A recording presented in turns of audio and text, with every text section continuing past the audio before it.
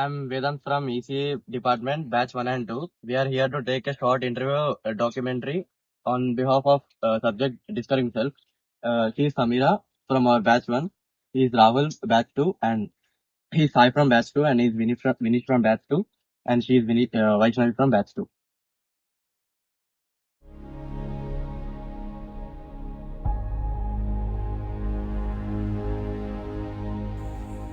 Welcome to the heart of India, where the land itself breathes life and tradition. Agriculture is not just an occupation here, it is a way of life, a legacy passed down through generations. Join us as we explore the vibrant landscapes and meet the hardworking farmers who nurture the soil and grow the food that feeds millions. This is a journey through the lush fields, innovative farming techniques, and the timeless practices that define Indian culture. We welcome to our story of growth, resilience, and the timeless bond between the earth and its caretakers.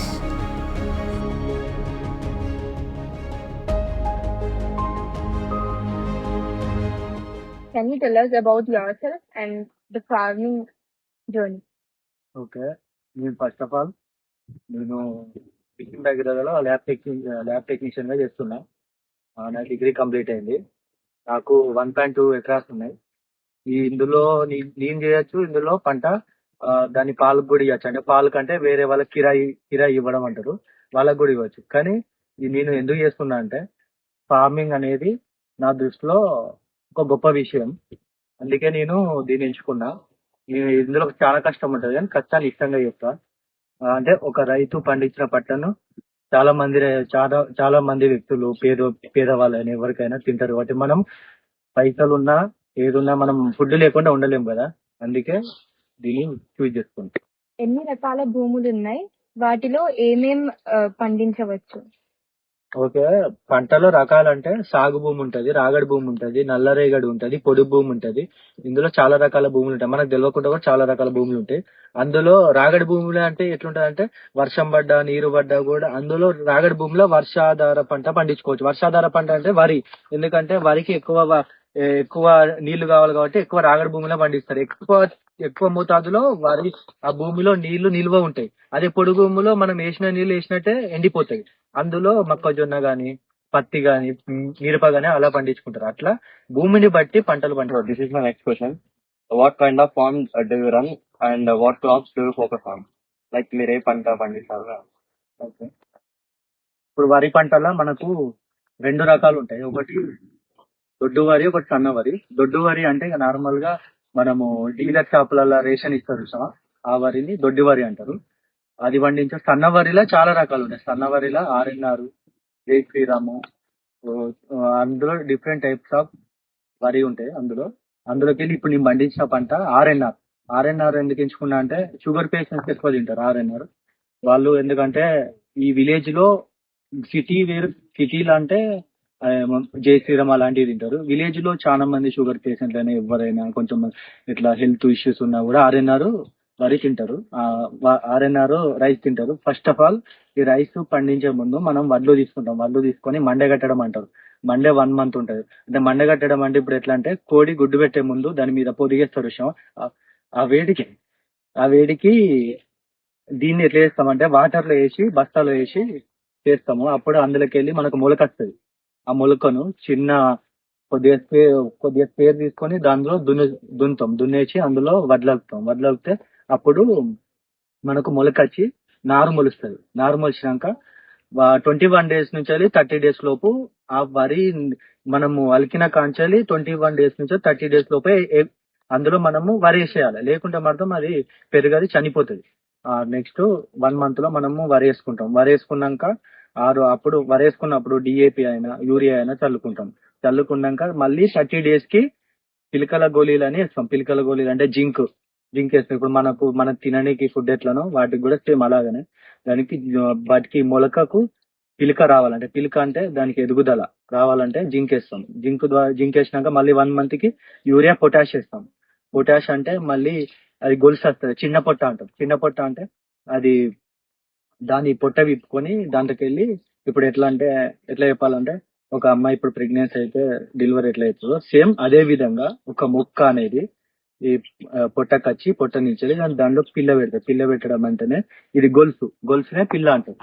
దీన్ని పిల్ల అంటారు. ఇది అనేది 2 months లో complete అవుతుంది. అప్పుడు ఇది పచ్చిగా ఉంటది. పచ్చిగా ఉన్నాక 1 month కి మళ్ళీ తర్వాత దాని ఎదుగుదలకు యూరియా అయినా, పొటాషియం అయినా, ఒకవేళ ఏమైనా రోగం వస్తే మందు కొట్టడం అయినా జరుగుతుంది. మొత్తం 3 months నుంచి 4 months లో కంప్లీట్ అయిపోతుంది. అయిపోయినాక మళ్ళీ ఇది పచ్చిగా నుంచి ఎండుకు రావాలంటే మళ్ళీ 1 month పడుతుంది. అప్పుడు 1 month అంటే బిఫోర్ ఒక 10 days లోపే వాటర్ క్లోజ్ చేసుకోవాలి. వాటర్ క్లోజ్ చేసుకున్నప్పుడు మొత్తం ఎండిపోయినాక అప్పుడు వరి కోసుకుంటాం. వరి కోసుకొని దాన్ని మన అమ్మడమైనా లేకుంటే దీన్ని వడ్లు పట్టించి బియ్యం అమ్మడం అనేది జరుగుతుంది. ఇది టోటల్ ప్రాసెస్. పాతకాలంలో వాడే మందులు అని ఈ కాలంలో ఎందుకు వాడడం లేదు? అంటే ఇప్పుడు ఈ జనరేషన్ లో ఏమవుతుందంటే, ఫస్ట్ ఆఫ్ ఆల్ అన్ని కాలుష్యాలు జరుగుతున్నాయి. అంటే ఎట్లా అంటే ఎయిర్ కాలుష్యం ద్వారా, ఇప్పుడు మనము ఎక్కడ తిన్న ఫుడ్ అక్కడనే కాగితాలు కానీ ఇష్టం ఉన్నట్టు వేయడం ద్వారా దాని వల్ల ఎయిర్ లో చాలా పొల్యూషన్ జరుగుతుంది. ఆ ఎయిర్ పొల్యూషన్ మెయిన్ జరగడం వల్ల ఇప్పుడు ఈ దోమలు అవి చీడ పురుగులు బాగా అయిపోయి దీనికి వ్యాపిస్తాయి. మళ్ళీ ఇంకోటి ఏంటంటే, అప్పుడు బర్రెలు, ఆవులు, గొర్రెలు బాగా అప్పుడు అన్ని వాళ్ళు పెంచుకునేది కాబట్టి ఆ పెంటని తీసుకొచ్చి వాళ్ళు ఏం చేసేదంటే డైరెక్ట్ పొలంలో జల్లేది. అప్పుడు శుద్ధమైన పంట వచ్చేది. ఇప్పుడు అవన్నీ తగ్గించుకుంటూ వచ్చిండు. అట్లనే ఎయిర్ పొల్యూషన్ కూడా చాలా అవుతుంది. ఎయిర్ పొల్యూషన్ జరగడం వల్ల కూడా అవన్నీ తగ్గిపోయినాయి. తగ్గిపోవడం వల్ల ఇప్పుడు రసాయనాలు వాడాల్సి వస్తుంది.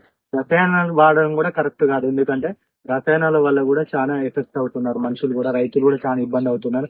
రైతులు కూడా వాటిని రసాయనాలు చల్లేటప్పుడు, మందులు చల్లేటప్పుడు కూడా వాళ్ళకు ప్రికాషన్స్ ఇస్తలేరు. అంటే వాళ్ళు అమ్మేటోళ్ళు కూడా మీరు ఇట్లా ముక్కుకు మాస్క్ కట్టుకోవాలి, చేతులకు గ్లౌజ్ కట్టుకోండి అని కూడా ఇవ్వట్లేదు. దాని వల్ల కూడా రైతులు కూడా చాలా మంది ఇబ్బంది పడుతున్నారు. కానీ ఇదంతా మనమే ఈ కాలుష్యాన్ని తెలిసో తెలియకుండానో మనం చేసినాం కాబట్టి వాటిని అనువారించడానికి ఇప్పుడు రసాయనాలు వాడుతున్నాం. ప్లస్ ఈ బర్రెలు గాని, గొర్రెలు గాని, ఇంకా మనకు సహజంగా దొరికే ఎరువులు చాలా తగ్గిపోయినాయి. దాని వల్లనే ఇవి వాడాల్సి వస్తుంది. 1 2 3 స్టార్ట్. నార్మల్గా మీరు క్రాప్ కట్ చేసేటప్పుడు మిషనరీ యూజ్ చేస్తున్నారు కదా, అంతకుముందు ఏం చేసేది? ఓకే, ఇప్పుడు స్టార్టింగ్ కాంచాలి మనం వరి స్టార్ట్ చేసిన కాంచాలి కోసే వరకు కూడా అన్ని మిషనరీస్ వాడుతున్నాం ప్రజెంట్. ఒకప్పుడు ఏం వాడేదంటే ఎడ్లతోని దున్నేది, నాగలు దున్నేది వాడేది. ఇప్పుడే చెప్పిన కదా, ఇప్పుడు అవన్నీ తగ్గించుకుంటా వచ్చిండు. ఇప్పుడు ఎడ్లు కూడా బయట దానికి ఆహారం దొరకక వాటికి ప్రాబ్లం అయ్యి అవి జీవించలేవు కాబట్టి అవి కూడా తీసుకొస్తలేరు, అన్ని బంద్ చేసేది. కాబట్టి ఇప్పుడు ఫస్ట్ స్టార్టింగ్ మనం ఇప్పుడు ఈ జనరేషన్ లో ట్రాక్టర్ అయితే వాడుతున్నాం.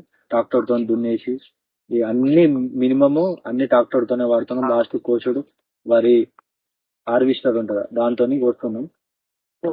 సమ్మర్ లో వాటర్ ప్రాబ్లమ్స్ ఉంటాయి కదా, దాన్ని మీరు ఎట్లా ఫేస్ చేస్తారు? అంటే క్రాప్ సమ్మర్ లో వాటర్ ప్రాబ్లమ్స్ ఉంటాయి.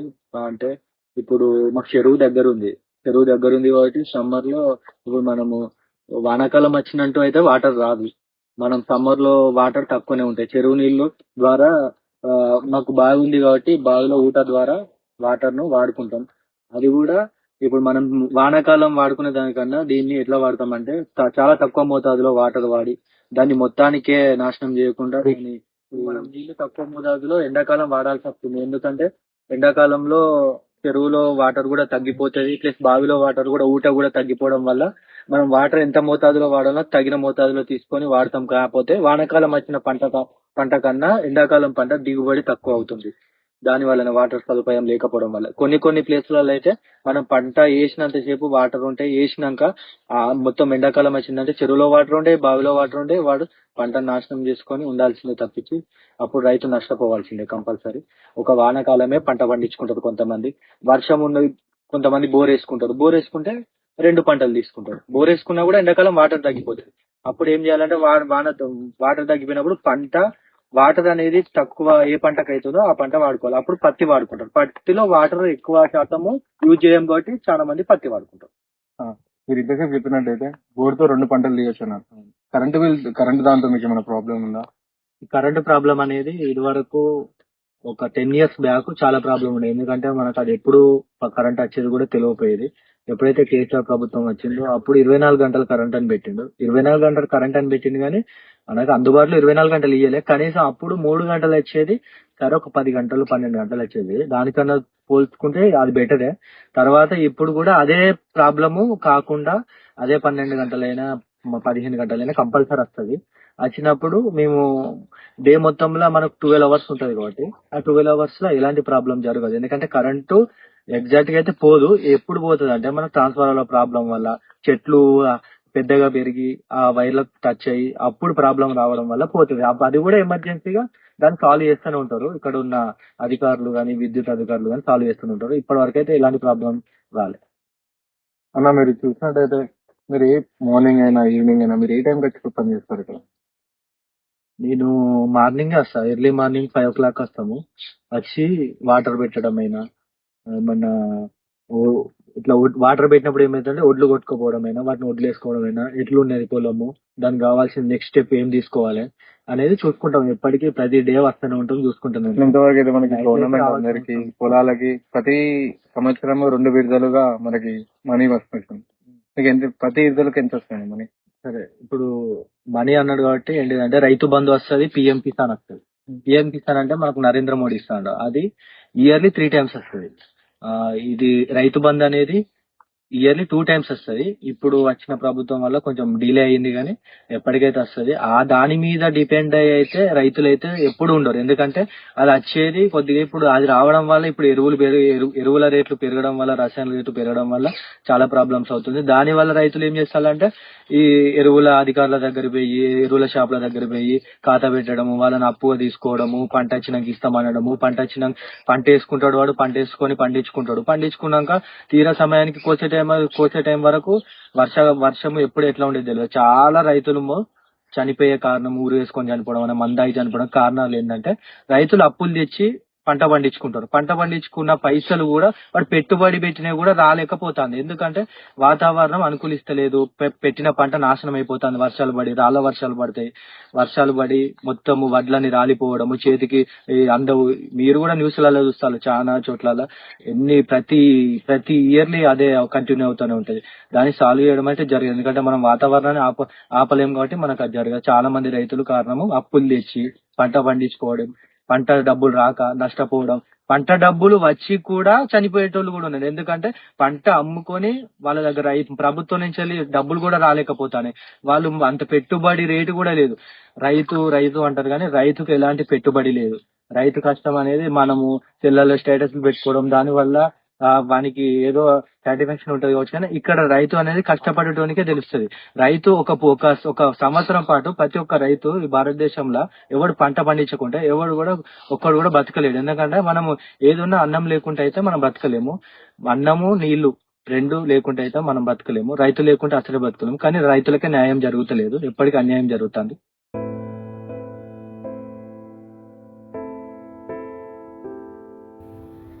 The king may rule over land and sea. The god may live right royally. The soldiers ride in pomp and pride. The sailors roam over the ocean wide. But this or that, whatever befall, the farmers he must feed them all. The merchant he may buy and sell. The teachers do this duty well. But men may toil through busy days, or men may scroll through pleasance away. From kings to beggar, whatever befall, the farmers he must feed them all. The farmer's trade is one of the worth, his partner with the sky and earth, his partner with sun and rain, and no man loses for his gain. And men may rise or men may fall, but the farmer he must feed them all.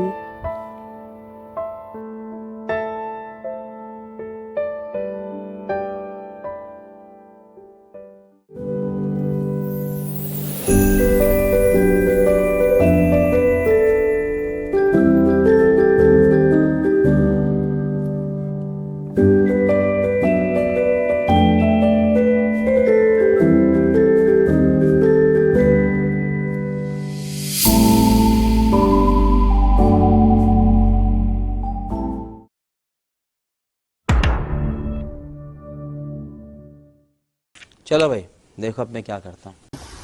Yeah, my name is Rahul. I'm from EC department. We are from first batch and second batch. First class second यही नहीं अभी और सुनिए. Hands and down అందరం normal गजब बेइज्जती है. वाला अबे जल्दी बोल कल सुबह पनवेल निकलना है. I'm here, Rahul. I'm from EC department. First and second batch.